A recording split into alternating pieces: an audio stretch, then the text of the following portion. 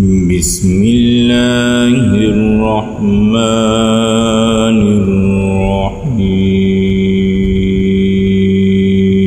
الرحيم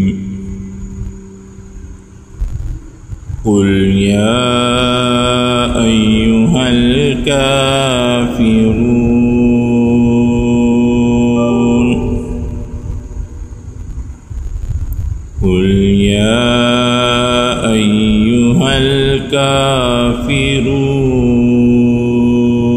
الكافرون لا أعبد ما تعبدون ولا أنتم عابدون ما أعبد ولا أنا عابد